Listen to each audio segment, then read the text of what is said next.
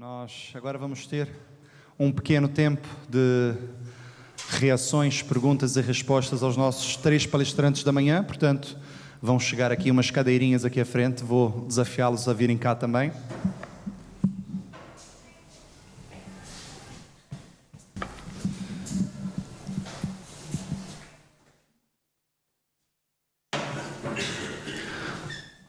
Convidar então a nossa irmã Neuma, o pastor Sidney e o pastor Beto, para a gente ter agora um pequeno tempo de reação, perguntas e respostas.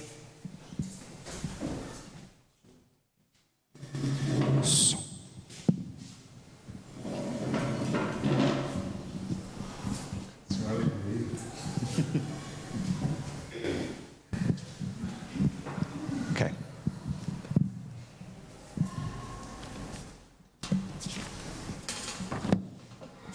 Portanto, vou começar pela ordem. Beto, mais cedo disseste 2 frases muito impactantes, dentre tantas. A primeira disse: não existe missão sem amor. E a segunda foi que missões é amar o próximo. Achas que nós, enquanto igreja, porque muitas vezes nós fazemos missões, nós fazemos coisas, mas nosso coração nem sempre está no sítio certo. Acha que isso produz algum fruto válido, ou se não for realmente com o coração no sítio certo, mais vale não fazer? É boa pergunta, né? Eu acho que quando a gente pensa em missão, a gente tem que, na realidade, tudo que a gente faz, qualquer coisa que a gente faz, deveria ter o amor. Deveria ter o amor envolvido. E aí, nesse sentido, qualquer coisa que a gente fizesse, a gente estaria amando e em missão.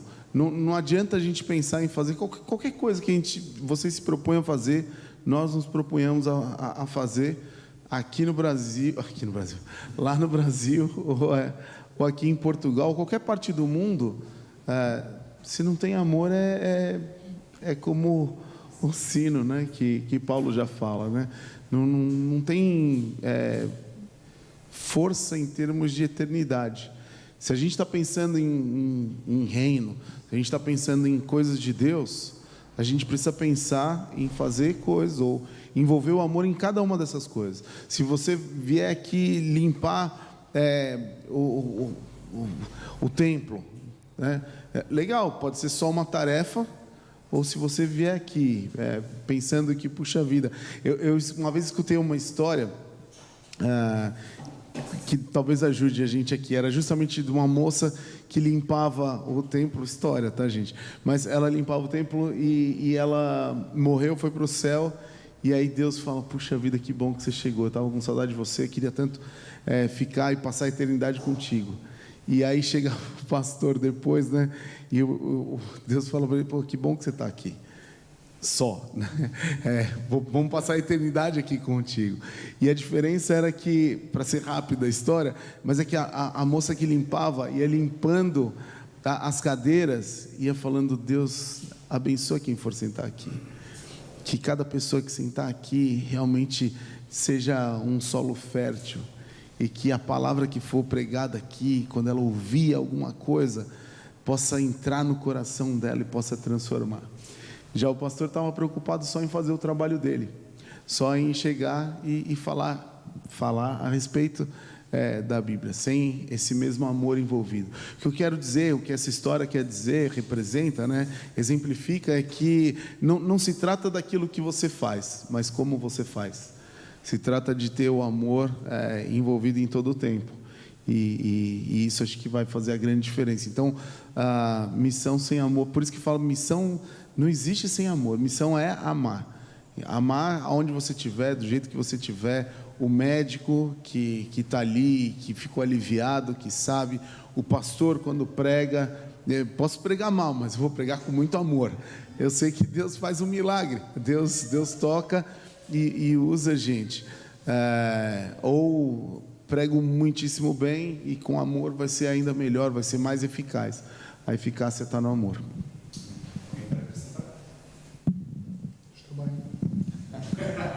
Estamos bem? Ok. Portanto, passando para a Neuma, A Nilma falou um pouco sobre a questão da cozinha generosa e como ela surgiu no meio da pandemia. Portanto, foi um tempo de adversidade, foi um tempo onde a gente de repente vê-se todos sem saber o que fazer, e ali a Igreja de Alphaville encontrou uma oportunidade de ser ainda mais relevante. Quero falar um bocadinho sobre como esses tempos de dificuldade abrem portas e como nós podemos encarar isso, a ideia de pronto, ou chorar ou vender lenço, não é? A pandemia foi uma lição para todos nós, né? Para todo o mundo. Uma igreja com uma frequência, auditório repleto, músicos e tudo que se prepara para esse domingo. A partir da igreja, o staff todo da igreja trabalha a semana inteira para um domingo. E a partir de um domingo, o pastor Sidney começa a pregar sozinho, uma pessoa filmando e ele pregando. Começa aí uma grande dor. Ele relata que chorou no final. Mas tinham pessoas que dependiam de recursos. O recurso da igreja vocês conhecem, as ofertas do dia são os dízimos e aquela incógnita. E o Sidney, que é um inconformado, o que nós tínhamos de imediato para poder fazer as coisas não pararem? Era o restaurante, porque as pessoas também não podiam ir para o restaurante ou sair para fazer compras. Então, pastor Sidney foi para dentro do restaurante, usar a mídia social que tinha, produzir alimentos, vender alimentos, entregar alimentos. Os pastores foram todos fazer delivery, entrega, e as campanhas, não deixa foco parar, não é doe, consuma, né? Os serviços eram usados. Os clientes do salão de cabeleireiro marcavam horas e eram atendidos um a um. Então, não podia parar. E o incômodo veio, e os que estão na rua. A gente conseguiu arrecadar muita doação de cesta básica e entregar para outras organizações, que temos outras ONGs associadas e pessoas que trabalham em missões legalizadas ou não, com CNPJ ou não, recebendo cesta básica. E não importava se eram cristãos ou espíritas ou católicas, todos recebiam. Quem descarregava o caminhão e encarregava os carros era o pastor Sidney e o pastor Beto, que estavam ali o tempo todo. E começa com o pastor Beto e o Gustavo, a cozinha preparando ali as sopas e eles entregando em galões e começando essa construção. E que aprendizado que foi. As oportunidades, quando nasce uma demanda, nós não estamos totalmente preparados para ela. A gente vai construindo o caminho para que ela se concretize e evolua. E ainda assim, falando de Jesus, entregando água e alimentos, e um grupo logo se uniu. Muitos deles estão ainda hoje entregando esses alimentos. Então, foi um tempo de muito sofrimento, mas também de muita determinação e luta e comunicação diária com a equipe, com a diretoria, de uma forma incansável. Deixa eu só... Você mencionou uma coisa que no mundo dos negócios fala-se muito das oportunidades em tempo de crise. E aí tem essa pergunta, né? Você quer comprar lenço ou vender lenço? E eu falo que na missão a gente nem compra lenço, nem vende lenço. A gente usa o lenço para enxugar a lágrima dos que estão com dores. Então, pergunta assim, ei, vamos comprar lenço ou vamos vender lenço? Não, eu vou usar o lenço para enxugar a lágrima de quem está sofrendo. Que no momento de sofrimento tem muita lágrima. Então, a gente, como missão, enxugar as lágrimas daqueles que estão chorando. O Espaço da Alma cresceu o atendimento porque ele passou a ser online. Era uma experiência que não existia, eram só presenciais. Então, os psicólogos trabalharam dobrado, os pastores em capelania dobrado, a própria time de capelania e de oração. Então, foi, nesse sentido, uma oportunidade. Amém. Pastor Sidney, por causa também dessa situação que estamos a falar, isso lembra um pouco da parte que disseste sobre as necessidades reais e sentidas. E tinhas dito exatamente que nós não podemos apresentar a real sem antes passarmos pela sentida, para que nós percebamos aquilo que elas estão a sentir, o que elas acham que precisam, não é? E tratar dessas necessidades. Mas quando é o momento certo de apresentar a necessidade real? Ou seja, já percebi que é preciso começar pela sentida, mas em que momento a gente precisa dessa viragem? É desde o início? A gente já começa isso desde o princípio? É lá pelo meio? É no fim? Como é que é essa relação? Eu não tenho começo, meio e fim, né? Você vai começar pela necessidade da pessoa. E aí, a hora que você sentir que ganhou o direito de falar para ela, a gente precisa ganhar o direito de falar. Aí, depois que você ganhou o direito de falar, você fala. Enquanto ela não te der o direito de falar, você fala sem palavras. Muitos de nós seremos a única Bíblia que muitas pessoas vão ler. Ou você, lá a gente costuma dizer, você é o endereço onde Jesus vai ser encontrado. Você é a Bíblia que um não crente vai ler. Então, vai vivendo, enquanto isso vai vivendo. Eu me lembro de 2 experiências nessa época. Uma era a questão da cesta. Como é que a gente vai falar com a criança? A nossa pergunta é como é que a gente abandona essas crianças no meio da tempestade? Não podemos abandonar. O que nós vamos fazer? Então, começamos pela cesta básica. Eu ouvi uma vez que a melhor refeição do dia deles era a que a gente dava na igreja. Então, precisamos mandar comida para essa criançada. E, junto com a comida, começou a ir livro. A gente perdeu a oportunidade de fazer o culto com eles, mas começou aí um devocional gravado. Então você vai jogando sementes. Sementes nunca voltam vazias, né? E, ao mesmo tempo, teve uma senhora, eu me lembro que ela morava perto da igreja ali, então ela morava muito bem, não tinha... Ela só ligou para a igreja, ela disse assim, vocês têm algum trabalho voluntário aí? Porque eu estou em casa, trancada, eu já estou deprimida e eu preciso fazer alguma coisa... Você lembra dessa mulher? Eu preciso fazer alguma coisa para sair da depressão. Se eu não fizer, eu vou capaz de eu me matar. E a gente recebeu aquela mulher. E ela ficou ajudando, nem lembro o que tinha para fazer, porque tinha pouca coisa para fazer, porque a gente... E ela veio, mas ela estava assim, bem paranoica, sabe? Pensa numa pessoa paranoica. Esses dias atrás, eu recebi uma pessoa, e ela disse assim, eu sou prima de uma fulana, que é da igreja, e eu quero te agradecer o cuidado que a igreja teve com ela na pandemia. Eu não lembrava mais da pessoa. Daí eu associei, ela me mostrou a foto. Falei, essa é a fulana. E a mulher realmente, hoje, essa mulher que veio doente, paranoica, que queria se matar, hoje ela está na igreja. Aí uma prima dela veio buscar ajuda porque nós ajudamos ela durante a pandemia. E eu nem sabia que ela tinha ficado bem, porque depois eu não vi mais essa mulher. Pandemia, 2 anos quase, e ela está super bem, está na igreja, me mostrou a foto dela, não, mas eu conheço, essa é sua prima, é prima, então é muito legal isso, não tem uma hora certa, fale o tempo todo com a sua vida, e a hora que a pessoa der o direito para você falar com palavras, use as palavras.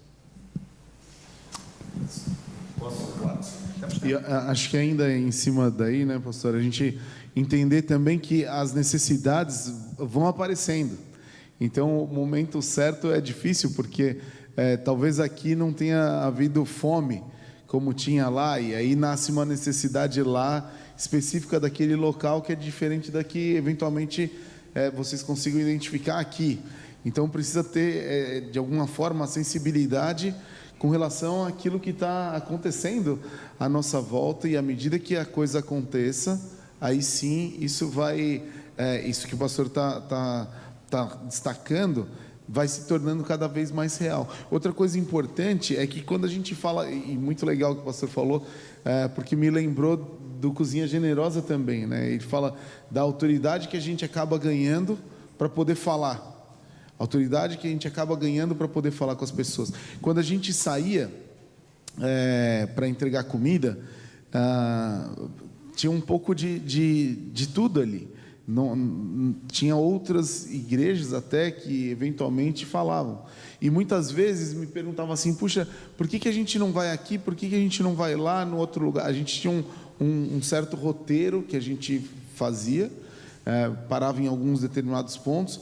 E por que a gente não vai lá no outro lugar? Cada hora sempre vinha alguma sugestão, porque a necessidade era grande. Tinha gente precisando em tudo quanto era canto. Mas a minha ideia era sempre assim, a gente vai sempre nos mesmos locais, nos mesmos dias, se a gente não pode ir todos os dias, e na mesma hora.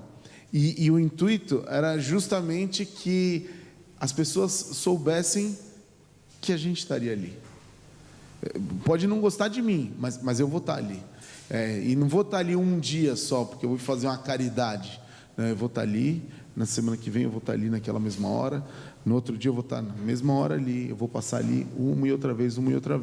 Eu vou estar oferecendo, no caso a gente está oferecendo a comida, uma e outra vez. A pessoa podia gostar da comida ou não gostar da comida, gostar do tempero ou não gostar do tempero.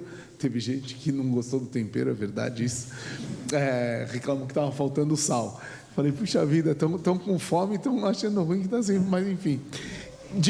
Em Portugal temos uma expressão para isso: pobre e mal agradecido. Bom. Tem também essa lá. Bom, de qualquer forma, o objetivo é que a gente estando ali e eles vendo esse grupo ali, assim como aconteceu comigo em determinado momento, acontecesse com eles também. Em algum dia falar, porque a gente sempre entregava comida e propunha uma mudança de vida com Cristo, mas também tirá-los da rua. E assim como aconteceu comigo, que eles também em algum momento decidissem não apenas aceitar a comida, mas aceitar uma mudança de vida, aceitar sair da rua, coisa que, graças a Deus, aconteceu algumas vezes. Então, é exatamente isso que o pastor está falando. Existe essa importância também da gente ter autoridade, ter essa confiabilidade, as pessoas verem na gente essa Bíblia, mesmo que a gente não esteja abrindo-a para falar dela. Amém. Pode sim. Já agora, pastor, só para que a gente possa todos ouvir como deve ser. Só uma nota complementar, face também à experiência que eu já tive nessa área, usando uma metáfora não muito perfeita, quando antes de eu conduzir, ou aprender a conduzir, diziam que o carro pede a segunda, ou pede a terceira, ou pede a quarta, é tão espontâneo, é tão, não é, automático. E esse aspecto que tu referiste é assim, quer dizer, nós não damos conta, a dado momento já estamos a falar de Cristo, quer dizer, portanto, como o pastor disse, quando é que isso acontece? Deus vai preparar todas as coisas. A dado momento, nós não íamos até com essa programação, com esse plano, mas de repente a pessoa pergunta porque é que tem tanto interesse em nos ajudar, porque esse carinho, porque é que esse sacrifício, às vezes eu andava quilómetros para ir ajudar e levar o cabaz, não é? E as pessoas perguntavam, mas porquê? Quer dizer, portanto as coisas acontecem com alguma naturalidade. Obrigado, pastor Lopes. Lembra um pouquinho aquilo que a Neuma tinha dito, não é? Porquê? Porque nos importamos. E falando um pouco sobre também a palestra da Neuma, em algum momento falou sobre pessoas que podiam pagar e pessoas que não podiam pagar, e ambas atendidas pelo mesmo centro e ambas tendo ali o serviço. Portanto, queria que falasse um pouco dessa relação. Há alguma diferença entre os que pagam e os que não pagam a nível de serviço que recebem? E como é que é essa relação? Porque eu sei que eu estive lá e lembro-me de dizerem, olha, os que pagam ajudam exatamente para que os que não pagam estejam aqui. Então, puder falar um pouco sobre isso. Isso acontece com maior intensidade no espaço da alma, onde é um centro de cuidados da emoção, né? Onde tem psicólogos, psiquiatras, coaches, terapeutas, tem o acompanhamento pastoral pela equipe da Karina, que são os que vão aos hospitais, fazer visitas, a capelania. Então, sempre oferecemos à pessoa um acompanhamento espiritual, uma capelania, se gostaria de uma orientação. Isso ajuda demais no processo terapêutico, né? Muito. As pessoas passam a ter uma visão que é emocional, mas também da sua relação com Deus, o quanto isso vai melhorar. E o mesmo profissional, no mesmo ambiente, a mesma sala, o mesmo andar, ele é atendido, seja gratuitamente, ou seja, o pagante. Nós temos o profissional, atende X horas por dia, e desse horário ele tira horários para atender voluntariamente. A IBM oferece bolsas para o profissional atender as pessoas. As pessoas pagam parcialmente se elas podem. E esse mesmo processo acontece em São José dos Campos e no Campi Alto da Lapa, e online também no Morumbi, de onde chegar a demanda, ela é encaminhada. E o papel da Karina principal é pedir que os profissionais abram horários, porque a fila está grande. E sempre Deus faz acontecer, porque... Aleluia. Amém, né? Os casos nem todos são tão graves, e vai saindo aquela pessoa de bolsa, o bolsista, e vai chegando outro. E depois há a possibilidade de continuidade, num GR ou em frequentar a igreja. Também pode ser tanto pessoas da igreja, membros da igreja, ou não. Não fazemos em nenhum serviço, fazemos essa diferença. Ok. Pastor Sidney, se calhar, essa questão de pessoas serem atendidas pagantes e bolsistas, ou seja como for, no mesmo ambiente, pelos mesmos profissionais, já houve alguma situação, quer dos pagantes ficarem tipo, eu podia ter esse serviço de graça, ou da mesma forma do outro lado, do género, mas isso é tudo pago e de repente eu estou a ter isso tudo de graça? Já teve alguma história assim, algo que vale a pena ressaltar? A gente não divulga quem está pagando e quem é de graça, né? Isso é a primeira coisa, porque a confidencialidade ali no atendimento, pois isso demonstra a igualdade. Normalmente a pessoa procura, aí a gente pergunta para ela se a gente oferece primeiro que ela converse com um pastor, porque é uma clínica, o Espaço da Alma é uma clínica terapêutica, é uma clínica de psicologia. Tem psicólogo, é um serviço de saúde mental. Então a pessoa liga para lá, eu queria agendar um horário. Olha, você não quer conversar primeiro com um pastor para um aconselhamento? Não quero saber de pastor, eu só quero psicólogo. Ok. Aí a gente oferece o pastor. Se ela veio com o pastor primeiro, às vezes a pessoa ali, a gente já percebe que é uma pessoa que está precisando de um aconselhamento, mas também está precisando da terapia. Às vezes não, às vezes a pessoa só está precisando do aconselhamento. Às vezes você conversa com uma pessoa e ela já fica resolvida. Assim, não é um caso clínico, é um caso pastoral. Aí ela nem vai ser encaminhada para o clínico. Mas se ela precisa ser encaminhada para o clínico e já não tem condição, então o pastor já sai daquela primeira consulta e já diz, olha, o Luzimar vai ser atendido e é social. Ponto. Aí, a partir dali, a pessoa que trabalha ali vai organizar, ela não vai saber quem está cobrando, se não está cobrando, se é a igreja que está pagando. Atendimento social, tem 8 sessões gratuitas, ou dada pelo profissional, ou paga pela igreja, mas a pessoa não sabe quem está pagando. E ela também não fala, que é atendimento social. Então, a descrição, nesse caso, como a confidencialidade, é muito importante. Mesmo tempo, mesmo profissional. Mesmo profissional, mesmo espaço, mesmo tempo. Agora também, se a pessoa vem pedir social, mas acabou de chegar da Disney, aí a gente não dá, né? O brasileiro tem uma cultura, não sei se é só do brasileiro, mas eu acho que é do ser humano, ele quer levar vantagem em tudo. Então ele chega lá numa clínica, eu posso ser atendido social? A gente percebe que não, né? A pessoa está super ali, então não dá. Então a gente também faz isso. Às vezes o acampamento da igreja. Eu preciso de bolsa para os meus filhos, porque eu acabei de chegar da Disney, eu gastei muito dinheiro lá. Então a gente não dá a bolsa, né? Isso acontece. Vocês estão rindo, mas é verdade. Seria cômico se não fosse trágico, né? Pastor, estou precisando de bolsa para 3 filhos adolescentes, tal. A gente foi para a Disney, gastou muito dinheiro, então para você não vai ter bolsa. Tem que dar bolsa para quem não pode pagar, né? Mas graças a Deus o inverso também é verdade, né? Tem gente que fala, não, eu quero pagar para... Isso, a pessoa vai na Disney e ainda paga para os outros, então isso é bom também. Boa. Pastor Beto, durante a palestra da Neuma, ela disse que a questão dos devocionais com o projeto Gente Grande, que os pastores envolviam-se e uma vez por semana tinha lá um pastor, e muitas das nossas igrejas têm exatamente projetos sociais ou fundações, ou seja o que for.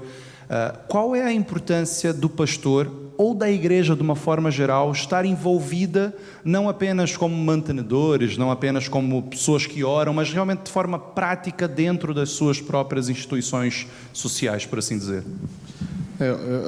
Bom, existem dois aspectos aí, né? Um é a gente entender, como a Neuma mencionou, que na própria gênese da Foco, ela foi criada para ser um braço da igreja, então, nesse sentido, tem toda a importância essa função pastoral de palavra, né? Então, é fundamental nesse sentido, se a gente estiver pensando em termos de propósito. Mas, pensando do lado das crianças, né, das pessoas que estão ali, é a mesma diferença que fez para a minha vida. Quando eu estava, como eu comentei, quando eu estava com 24 anos, ouvir a palavra mudou minha vida, né? Acho que é a oportunidade que a gente tem de mudar a vida das crianças. É muito bom a gente poder oferecer comida para quem está com fome. É muito bom a gente poder oferecer cursos para quem não tem acesso a esses cursos. É muito bom eles poderem aprender inglês, aprender sobre tecnologia, informática também, né? Aprender defesa pessoal e por aí vai. Isso tudo é muito bom. Mas o que muda a vida da gente é Deus. O que muda a vida da gente é a palavra. O que muda é o fruto do Espírito. Então, diria que é fundamental isso, né? A gente poder estar ali é um privilégio. A gente ter um grupo de pessoas ali que estão ávidas e tão ávidas para isso, né? Ouvir a respeito de Deus. São meninos e meninas que vivem uma condição difícil de necessidade, não só financeira, mas carência afetiva. Muitos dos pais já estão separados, não têm a figura do pai em geral, ou eventualmente da mãe. Alguns só vivem com avós, outros os pais estão trabalhando o dia inteiro, eles pouco veem os pais. Então, a presença de Deus, a entrada de Deus ali transforma, né? Tem algumas crianças, o adolescente, né? Já me perguntaram 2 vezes: por que vocês fazem isso pela gente? Por quê? E também não podemos perder essa oportunidade. Existe uma rotatividade grande de crianças que vêm um período e depois tem que mudar para a casa da avó, para uma casa da tia, e não voltam mais. Então, essa passagem dele ali, ele vai levar consigo uma mensagem que sempre termina: o Senhor estará contigo em todo o tempo. É só você buscar, é só acionar. Então, eles se emocionam, eles fazem pedidos de oração, como eu já disse, e já depois trazem agradecimentos, motivos de gratidão. Temos gravação, tem que ficar registrado. Bom dia, paz. O que eu ia falar é o que a irmã estava falando, né? A gente está vendo aqui diversos testemunhos maravilhosos de trabalhos que são feitos no Brasil, né, e pelo mundo todo. E o grande diferencial disso tudo está no que a irmã acabou de falar. E o irmão é na palavra, né? É no você dizer: Deus te abençoe, Jesus te ama, eu estou fazendo isso porque alguém me amou primeiro. Porque de nada adianta, aliás, adianta sim. Eu também sou assistente social por formação e eu sei bem o que é ação social, mas se a gente faz ação social sem colocar Jesus no início, meio e fim, ela é uma mera ação social, né? Que está cheio de gente lá fora fazendo. Tem muita gente fazendo ação social, fazendo diversas coisas com crianças, com idosos, mas que não acreditam em Deus.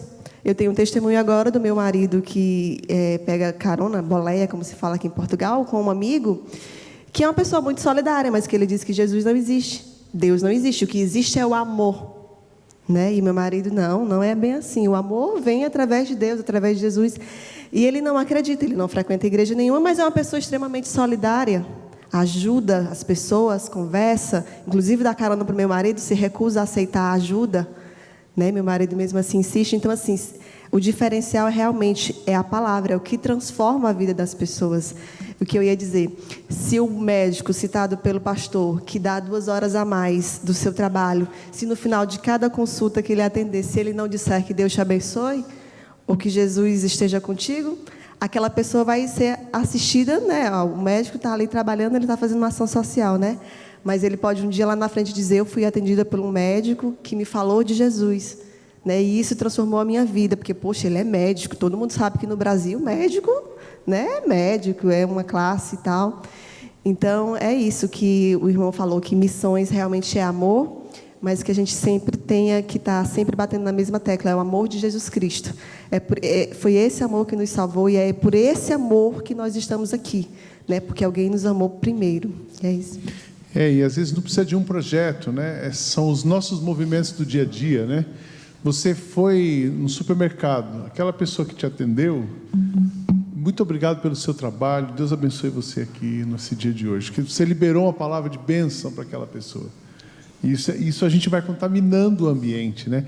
Você foi num restaurante jantar, almoçar.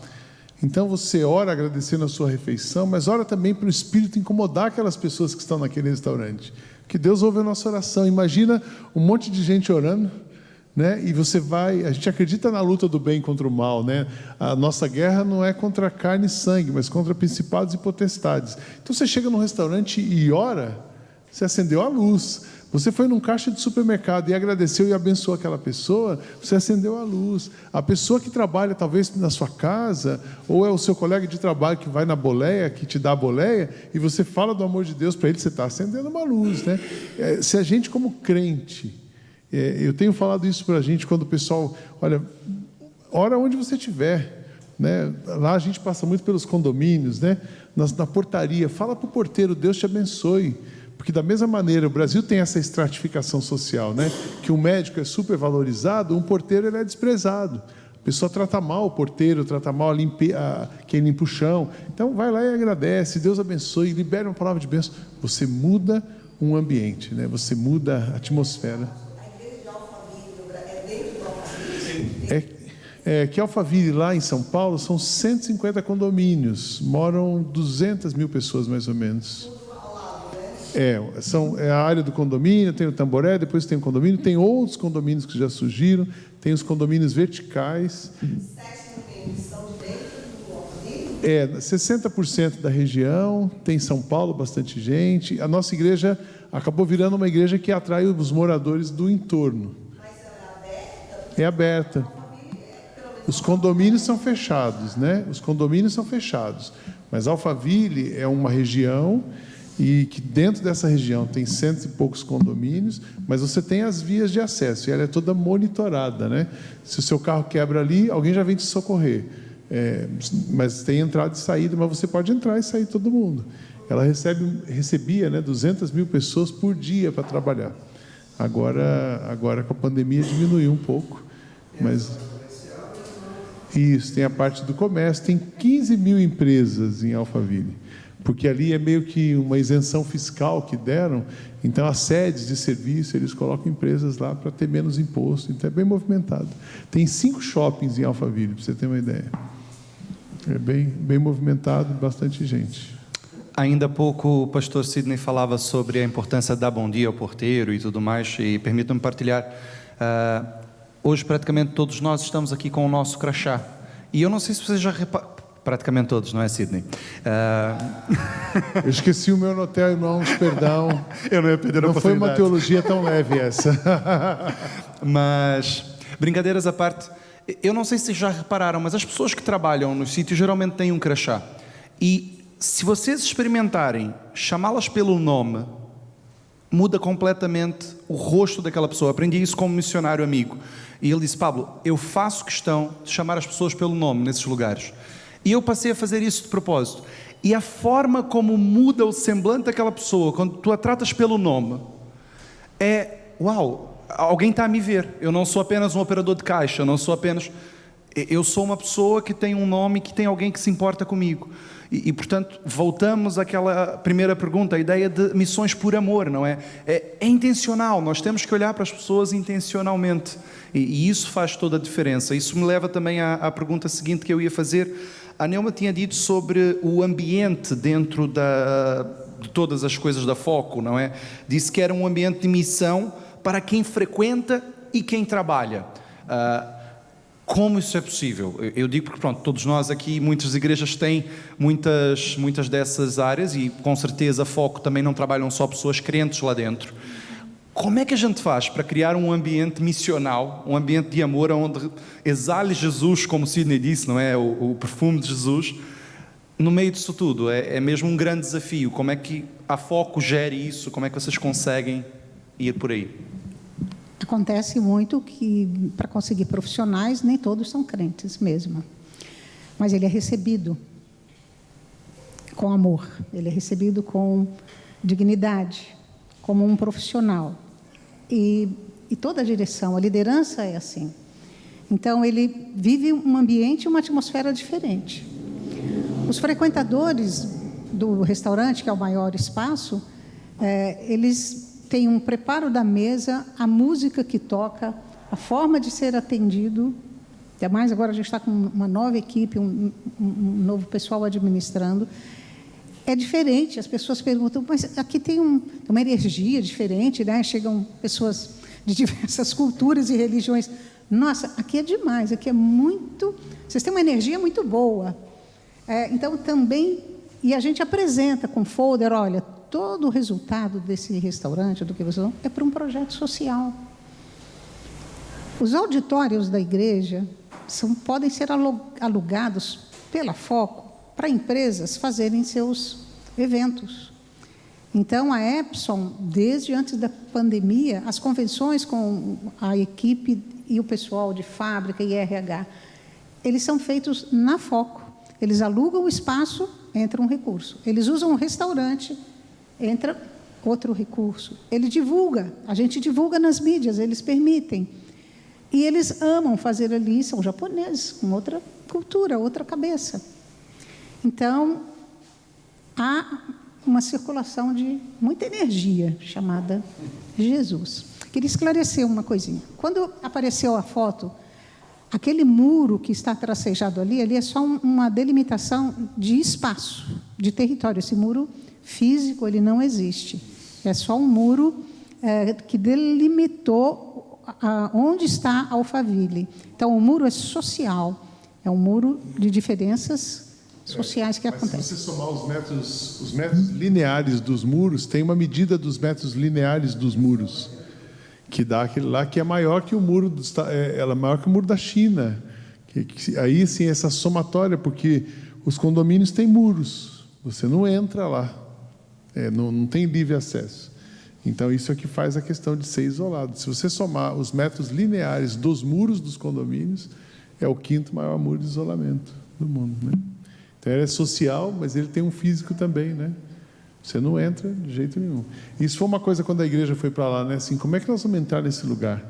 Aí a gente passava, fizemos caminhada de oração, passava orando, Deus abre as portas, abre gente, e começou a botar gente. Aí no condomínio da Neuma, a gente entra, daqui a pouco já tem uma pessoa, aí vem um amigo do outro condomínio, e entra, e vai abrindo portas, né? A gente fazia serenata nos condomínios, chegamos a cantar nos 70 condomínios numa noite, vários grupos da igreja cantando nos condomínios, fazendo serenata, porque serenata e oração todo mundo gosta. Você não pode falar de culto. Se falar que é culto, eles não deixam. Mas cantar no Natal, pode vir. Oração também. Oração, ninguém rejeita oração, né? É muito interessante. Posso orar por... Grátis ainda? Oração grátis. Posso orar por você? Pode. Não tem problema. É difícil uma pessoa recusar a oração. Mas você entregou uma Bíblia, você convidou para um culto, aí não. Né? Ok, temos 5 minutos para perguntas da plateia. 5 mais um bocadinho. Algum irmão ou irmã quer fazer alguma pergunta, alguma observação? Pastor Zé Lopes. Gostei muito daquilo que a irmã trouxe até nós. Revejo-me por completo naquilo que disse. Falou aí há pouco sobre voluntariedade, não é? Ou voluntários. Gostaria de saber a vossa experiência, na medida em que eu, durante muitos anos, também fui voluntário na área social, quer num lar, quer numa creche, jardim de infância, centro de estudo e um espaço social de apoio a famílias carenciadas. Foi extraordinário e trabalhávamos em rede também, não é, com outras instituições, e muitas vezes colocavam a questão, e pediram até que eu palestrasse sobre o voluntariado, né?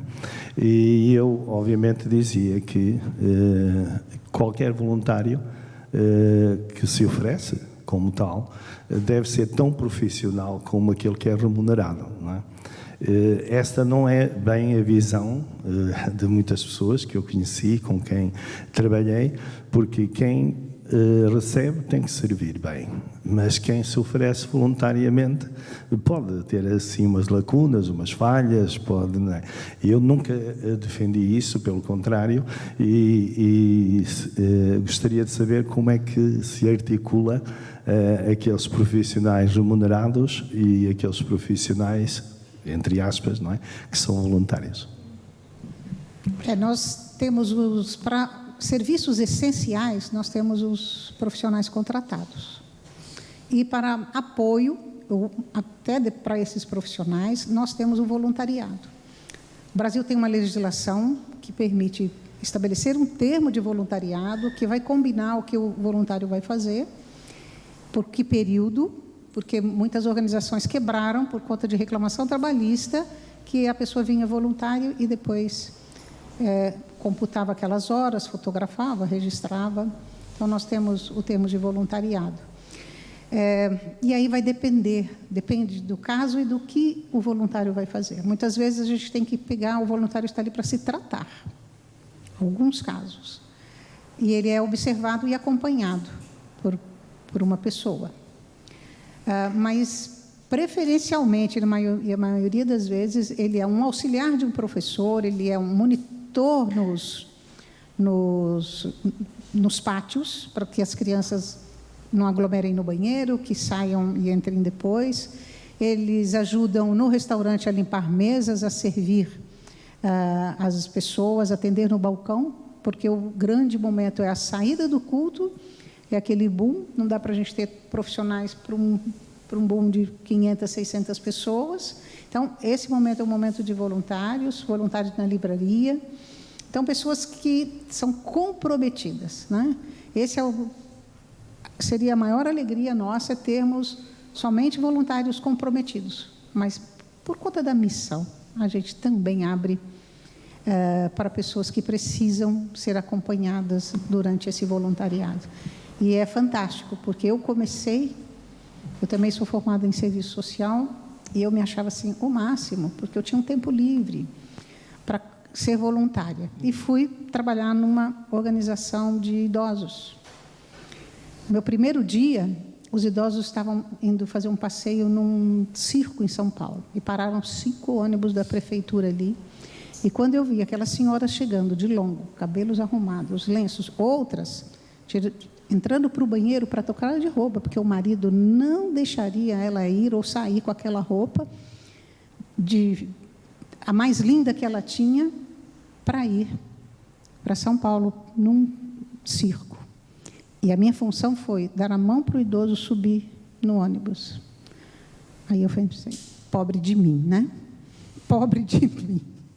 Achei que eu tinha tudo para dar, mas foi o que eu recebi de melhor na minha vida, foi até a IBM, até a missão, foi maravilhoso aprender com eles e com esse trabalho.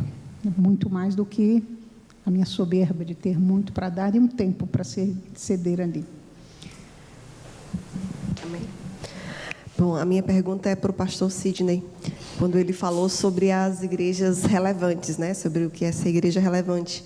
E aí fez uma pergunta aqui, né? Quanto ao poder do mal, quantos de nós estaremos preparados? Eu não sei se alguém levantou a mão, mas a minha pergunta é, quando é que estaremos realmente preparados? E se quando estivermos preparados, deixaremos de ser batistas e seremos os batistas pentecostais? Ou não? Porque, só um minuto.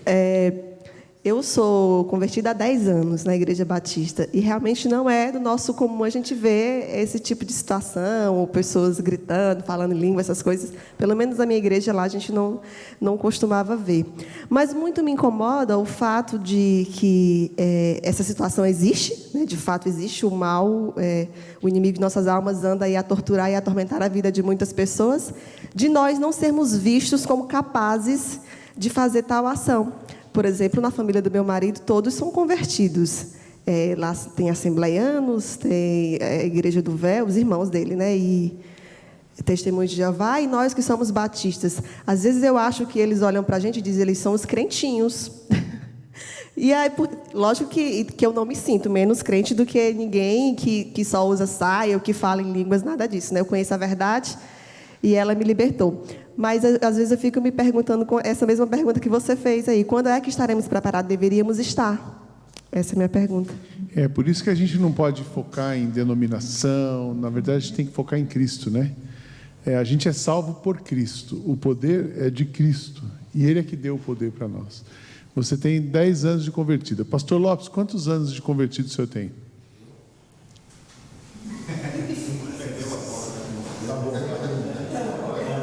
Qual a sua idade? 70. Se converteu com quantos anos? Aos 6. Então, 64 anos. A gente pensa que ele tem mais autoridade que você que tem 10 anos. Mas o mesmo Jesus que vive nele, vive em você. E Jesus olhou os dois. Esse é um grande paradigma que quebra a gente. Porque qualquer denominação, o pastor Lopes é mais forte do que você e é mais forte do que eu. Porque ele tem 64, eu tenho 42, você tem 10. Então ele é mais forte. Número 1, número 2, número 3. E Jesus fala assim, os 3 são iguais. Toda autoridade eu te dei. O Mateus 28, 18 a 20, é para todo mundo. Atos 1:8 é para todo mundo. O mesmo Cristo que vive em mim, vive nele, vive em você. E a gente tem que ir em nome de quem? Nós vamos em nome da igreja? Não, nós vamos em nome de Jesus. É que a gente não aprendeu isso, a gente não se apropriou disso. E a religião, e aí vem religião, denominação, batista, presbiteriana, assembleiana, ela estratificou os crentes. Fica essa disputa. O pentecostal é mais forte que o batista é uma geladeira. A gente mesmo brinca com isso, né? E não é verdade, porque nós temos Cristo e o Espírito. O Beto veio de igreja, né? A nossa igreja ela é uma diversidade de formação teológica, é uma beleza. O Beto veio de igreja neopentecostal, a Neuma veio de igreja neopentecostal inicialmente, depois se converte, passou pela presbiteriana, né? O Luzimar, depois ele pode contar o testemunho dele, ele não gostava de crente, ela chegava com CDs, ele quebrava os discos e depois foi trabalhar na igreja, né? Então, porque Jesus está com a gente, todo o poder me foi dado debaixo do céu. Portanto, vão a todos os povos, preguem, façam discípulos, e a gente tem essa autoridade, né? Eu me lembro 2 experiências assim marcantes para mim, que me quebram como um crente tradicional. Eu estava um dia na igreja e era o meu plantão, era uma igreja grande, então toda segunda-feira era folga dos pastores, mas tinha um de plantão, e era o meu plantão. E chegou um casal, ele trabalhava numa companhia aérea, viajava muito para fora, e teve um romance com uma copiloto dele lá, ele era piloto de avião. E essa mulher era de um centro de Umbanda, e ela fez trabalho para esse cara. E todos os bichos, os presentes que ela ganhou dele, tinham alguma coisa. E aí ele se livrou da mulher, mas não se livrava dos bichos. E o bicho continuava atormentando. Um dia chega ele, com a esposa, um saco cheio de bonecos da Disney. E falou assim, olha, a gente precisa queimar esse negócio, nós vamos aqui queimar em nome de Jesus, porque esses bichos estão endemoniados. E eu falei assim, bom, deixa eu ir lá, né? E era eu que tinha que descer para queimar os bichos, né? Peguei o saco, peguei fósforo, peguei álcool, fui num canto da igreja lá, porque que dava para fazer um fogo, eu joguei o álcool e o fogo naqueles bichos. Se alguém me contasse, eu teria dúvida, mas eu vi, aqueles bichos uivavam. E ali a gente orou e repreendeu, expulsou e queimou o demônio, e aquele casal ficou liberto. Então, A gente acredita nisso. Uma vez eu também fui chamado, sempre nos plantões, né? Fui chamado para expulsar, mas tem um outro lado. Fui chamado para expulsar o demônio de uma mulher. Aí tinha que ir lá na casa, eu falei, vamos lá. Vai assim, vamos lá, né? Segunda-feira braba, né? Aí cheguei na casa, a mulher estava toda... Aí a hora que eu cheguei, tinha católico, tinha de tudo quanto é coisa, tinha espírita. Eles falaram assim, que bom que chegou mais um, porque a gente é mais forte. Eu falei, opa, tem alguma coisa errada aí. Aí eu disse assim, queria ficar só com o marido e a mulher, primeiro. Ah, não, tá vendo? Chega esses crentes aí... E ficamos. Eu fiz uma pergunta, e a mulher estava coberta, toda engovinhada assim, curvada. E eu perguntei, desde quando ela está assim? Ah, desde sexta-feira, porque ela teve bebê nesse final de semana, tal. Eu já me acendeu uma luz. Eu falei, deixa eu fazer um teste se ela está endemoniada mesmo. Eu falei assim, eu posso orar por você? A mulher fazia assim com a cabeça. O demônio, a oração ele até aguenta, mas a palavra de Deus ele não aguenta. Sim, vou ler a Bíblia para você. Comecei a ler a Bíblia e a mulher se acalmou. Essa mulher não está endemoniada. Me conta um pouco da história. Ela entrou em trabalho de parto numa sexta-feira e teve um parto natural, só que ela estava num hospital que eles não faziam a cesárea. Então ela passou por uma dor muito grande, teve uma exposição muito forte. Ela acabou tendo a criança no sábado, no domingo de manhã. No domingo à tarde já mandaram a mulher embora para casa, porque foi parto natural, ela já foi embora, era no hospital de trânsito, e a mulher estava num surto psicótico, e ela tinha tentado matar a criança na segunda-feira. Se no mínimo, uma depressão pós-parto, e pode-se também chegar num surto psicótico. Eu disse, nós vamos pegar a sua esposa agora, nós vamos levar para o hospital, ela está doente, ela aconteceu assim, o marido Pegamos a mulher, levamos para o hospital, ela ficou internada 1 mês, para sair desse surto psicótico. Então não era demônio. A gente tem que até isso a gente como crente precisa tentar entender, discernir o que é espiritual, discernir o que é físico, é mental, para a gente não sair vendo demônio em tudo quanto é lugar. Eles estão contra nós, mas eles não estão aqui, porque esse lugar é santo. Amém. Amém, irmãos? Por que a Igreja Batista, na nossa igreja até hoje, não teve um escândalo, não teve um negócio com demônio no culto? Sabe por que não teve? Porque o culto não é para ele. O culto é para Jesus. Amém. E onde tem Jesus não tem espaço para o demônio. Então, agora, e se ficar endemoniado? A gente tira do culto e vai expulsar lá na salinha, lá em cima. Mas já ficou endemoniado. Lembra uma vez lá no espaço lá do pátio da igreja? Pastor, lá tem um menino endemoniado. Quando eu cheguei, já tinha expulsado o demônio do rapaz. É isso aí. A gente tem que estar preparado. Né? E não tem esse negócio de batista, presbiteriano, assembleano. Tem crente. O Jesus que vive no pastor Lopes, vive em você, vive em mim. Tem alguém que é recém-convertido aqui? Com menos de 5 anos de convertido? Não tem, né? Tudo crente velho. Tirando o Pablo. Ok. Portanto, já estouramos o horário, mas temos mais uma pergunta. Obrigado.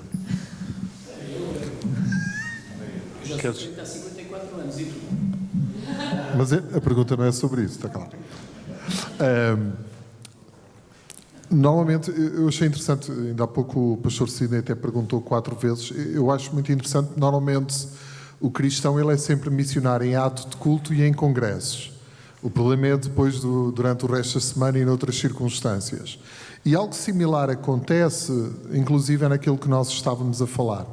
Uma das coisas que para mim foi marcante quando nós estivemos lá em Alphaville, e já foi falado aqui também, é a intencionalidade com que as coisas são feitas. E há uns anos, e o pastor Lopes ainda há pouco estava a falar da sua experiência, eu tive o privilégio de trabalhar com ele também na área social. Há uns anos, ainda antes de estar com ele, eu estava numa comunidade e estávamos a apoiar com cabazes alimentares. A região onde estava a passar uma grande dificuldade a nível alimentar, e a igreja tomou a decisão, ela tinha uma área social, e decidimos, através dessa área social, apoiar com cabazes à volta de 500 famílias, à volta de 1.300 pessoas. E normalmente aquilo ficava organizado, as pessoas vinham de manhã, no horário das atividades e depois, no fim das atividades, era-lhes dado um aviio.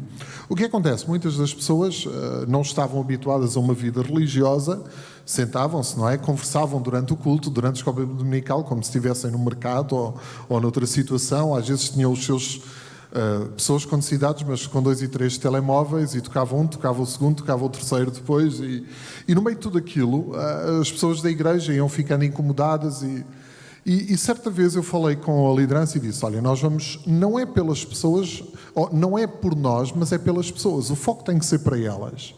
As pessoas estão a precisar e nós estamos a colocá-las no nosso meio, a obrigá-las a uma situação em vez de estarmos a ir às necessidades dela.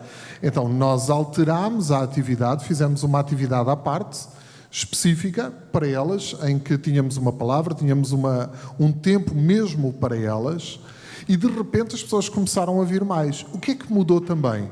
O crente deixou de vir. Porquê? Porque de repente isto passou a ser responsabilidade da associação e dos que estavam envolvidos na associação e não um ato cristão da própria igreja.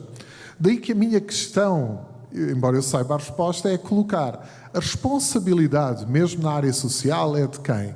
É da associação? É da igreja? Ou é minha?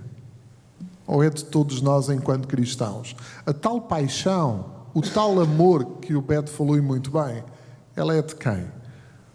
Obrigado. Igreja não é ONG, igreja não é associação, e associação não é igreja. São duas coisas distintas, inclusive juridicamente, nós temos CNPJ. A missão é da igreja. Quem é a igreja? Nós somos a igreja. E a gente tem uma ONG para expandir a missão. Então, quem vai? É a igreja. A gente não pode perder de vista isso. Muitas vezes, né, os nossos movimentos, aparece um ou outro, não, associação Não, associação não é maior do que a igreja. A igreja é sempre maior do que a associação. A associação pode deixar de existir, mas a igreja não vai deixar de existir. Um dia pode ser que a gente decida fazer o social de outra maneira. Vamos fazer através de outras organizações que não a nossa, mas a igreja nunca vai deixar de existir. Já tentaram, às vezes, 1 ou 2 vezes, colocar a associação em cima da igreja. Não. Igreja, a missão é da igreja. A missão na verdade, a missão é de Deus e Deus tem a igreja para a sua missão, né? E a ONG é só uma maneira da gente colocar a missão em prática. Mas no caso do problema, desculpa, foi que a igreja colocou a responsabilidade da ONG e quis sair fora disso. No caso até foi o contrário, ou seja, a igreja terceirizou para a ONG, é isso que você está dizendo? Não, a gente não terceiriza, justamente porque nós somos a igreja, a ONG é nossa e é bem integrado. Não só integrado operacionalmente, mas como conteúdo. A gente não abre mão de falar de Jesus. Por exemplo, tem lá pela lei que você não pode, o projeto é laico, tem lugar que você não pode discriminar. Então, tudo bem, a gente vai lá, são palavras de vida, é ao redor da mesa, tem um outro jeito, né? Mas a gente está falando de Jesus, a gente está tocando as crianças, a gente não abre mão do Evangelho por ser uma ONG. Klopp, tens 20 segundos. Não, é só para clarificar, em função daquilo que o professor está a dizer. Portanto, a Igreja Batista de Tondela. Não foi em Tondela. Sim, mas para complementar esta parte. Portanto, perante a mensagem de Deus a Moisés, ele não nos diz com calma, mas com cabeça, e nós queixamos-nos de que estamos a ser arrastados por o Senhor incomodou, e obviamente a Igreja, em criarmos uma atividade no mundo social. Eu gostaria muito de um colégio, não era possível, então pensámos num centro de estudo, mas pensámos em exatamente apoiar crianças desde o nascimento, 3 ou 4 meses, e levá-los e depois até com um centro de estudo. Né? E então depois veio o espaço social de apoio a famílias carenciadas. Acontece que nós não podíamos fazer nada como igreja, não teríamos cobertura legal como igreja. E daí foi criada uma associação, a Associação Batista de Mesa, e a direção da igreja era a direção da associação. Portanto, eu era presidente da associação e era presidente da igreja. E, portanto, tudo era conjugado e, obviamente, nunca tivemos qualquer problema, foi uma das condições. Nós estávamos na escola de missões bíblicas, na classe de creche e no jardim de infância. Nós não participávamos em atividades carnavalescas, no Halloween, etc, etc. Toda a gente reconhecia que nós éramos uma comunidade Confessional, né? e, portanto, nesse aspecto, como estamos a dizer, a creche, ou a jardim de infância, pronto, a associação era uma extensão da igreja e, obviamente, tudo que era envolvido na associação era da igreja. Portanto, A gente é assim, né? se fosse de outra forma, eu não entraria numa mexida dessa. A gente é assim também. Ok. Então, vamos dar uma salva de palmas aos nossos preletores. Muito obrigado pela vossa disponibilidade.